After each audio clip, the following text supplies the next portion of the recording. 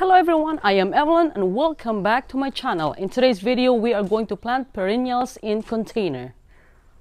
In our first perennial container, we are going to plant salvia, which is considered as perennial in zone 10A, which is where I'm growing right now.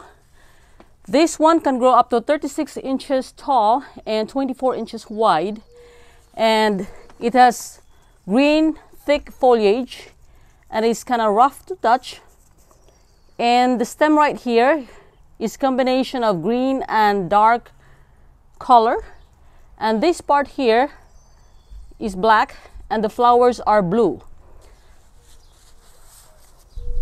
This one is a beautiful salvia. And in the same container, we are also going to plant proven winner Supertunia Bordeaux Petunia. So I have 4 of this. The flowers are pink with veins that color are purple, and these are beautiful.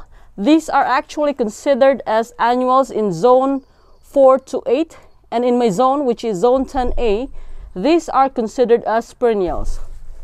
So in this container here, I already added some soil. So what we're gonna do is we are going to place the salvia in the middle and then have our petunia around it. In today's video, I'm going to make use of Spoma Planktone all-purpose plant food. And the good thing about this is this already have a Spoma Biotone Starter Plus combined with this. So this should give our plants some nutrients. So let's go ahead and take 2 handfuls of this Planktone and combine it with our soil, and then we are going to add in our salvia. Just a reminder, guys, when you make use of this fertilizer, you have to use some gloves, and this one kind of stink a little bit, but I don't mind it because this will help our plant grow vigorous. So we are going to combine our fertilizer with the soil, just like so.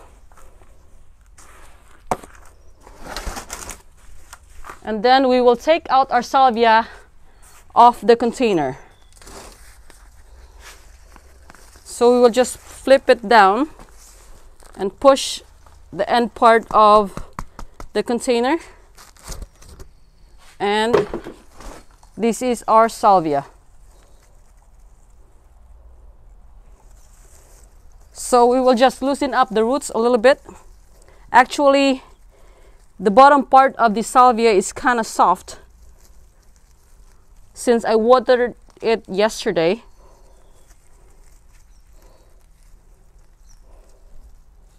The flowers are kind of delicate, so every time I move the plant, the flower fall off. So we'll make a hole in the middle here. Places in the middle like this.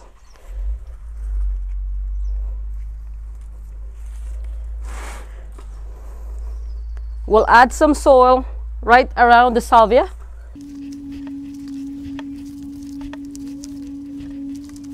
We'll probably add a handful of Planktone right around the salvia. Just having the salvia by itself is already beautiful since the container is blue and the flower of the salvia are blue as well. Right after this, we are going to add in our proven winner Supertunia Bordeaux Petunia.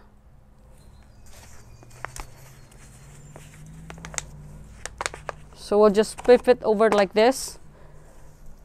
Those are healthy roots. Loosen up the roots in the bottom and add this petunia around our salvia. So we will move this pot around as we add in our Supertunia. Just so you know, guys, this proven winner Supertunia, the original price is $5.48, but since I got this in a sale rack, this one is priced at $4 only. So I save at least $1.48.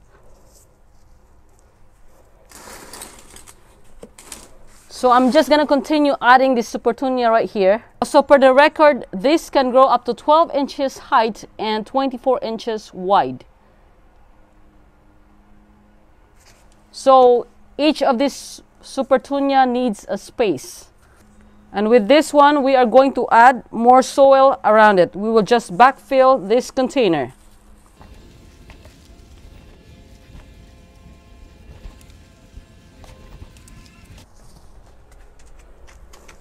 As you can see, guys, the bee wants to be part of this video here. Look at the bee. This salvia actually attracts bees and hummingbirds.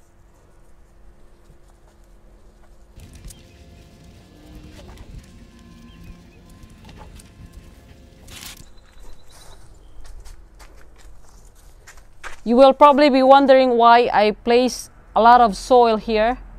Once you water this plant deep, the air pockets will be gone. So this will make the soil go down a little bit. For our next container, we will be planting Black-Eyed Susan, which is considered as perennial in Zone 10A. And this one will give us flower from summer to fall. And the good thing about this Black-Eyed Susan is once you place a lot of Black-Eyed Susan in one container, this can give you a good show. Alright, first things first, we are going to add our Spoma plant tone as our all-purpose plant food with biotone. We'll go ahead and mix it in our soil. We'll get at least 2 handfuls of it. Mix it with our soil just like so. And then we will add in our Black-Eyed Susan. So we'll go ahead and flip it down. As you can see, the roots are coming out in this hole over here. We'll just push it down here like this. Squeeze the pot so that we can get the Black-Eyed Susan easily. For whatever reasons, the roots are tangled in the bottom, so I have trouble taking it off.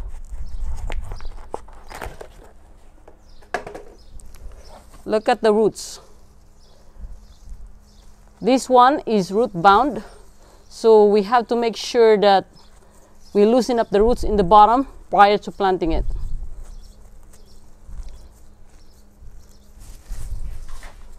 Alright, so we do have 3 of this 2.5 gallon container of this Black-Eyed Susan.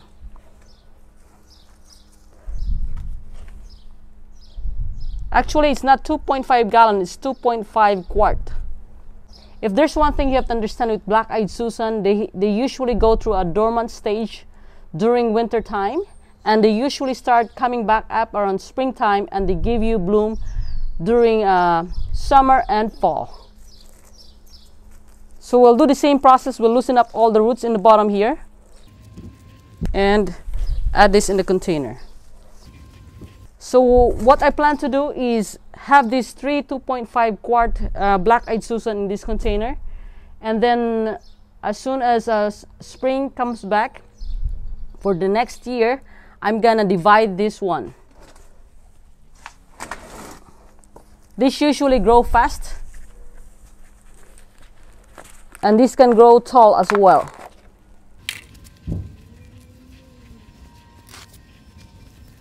Right after this, I'm gonna go ahead and add more soil to this container. I'm gonna backfill this.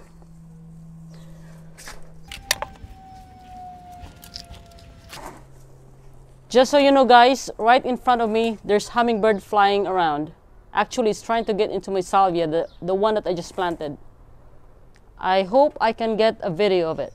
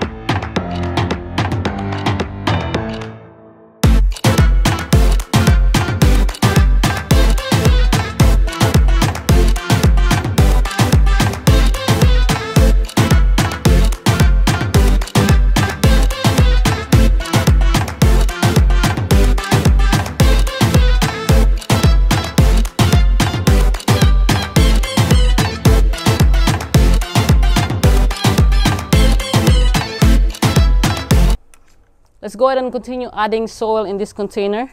I get distracted by the hummingbird. Sorry about that.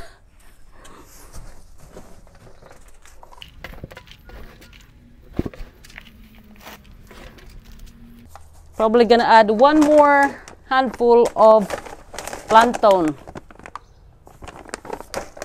I was actually looking for a flower tone in the store. Unfortunately, they don't have it available.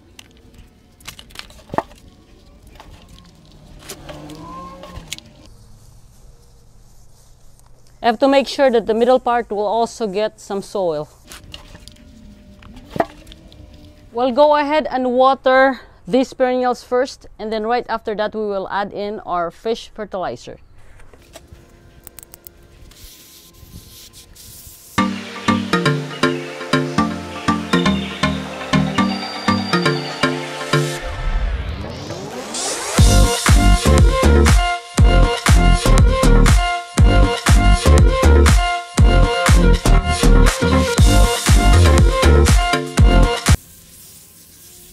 Just so you know guys, this black-eyed Susan don't want to dry up, so it's very important that we do consistent watering. Because what usually happens is once you forget to water them and their soil are so dry, their leaves usually flap just like this, and so with the flowers, so they look like they're dying. But usually that only means that they need some water.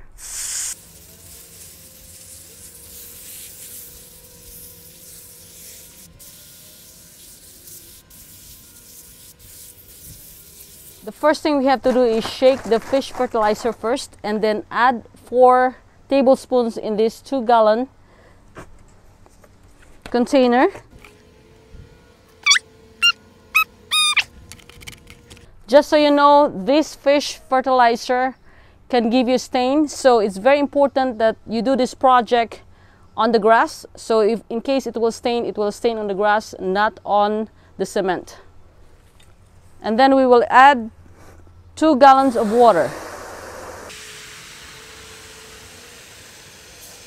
With flower containers, it is very important to feed them at least once every 2 weeks. Alright, right after that, we have to mix it. And once that's done, we are ready to water our plants with this fish fertilizer.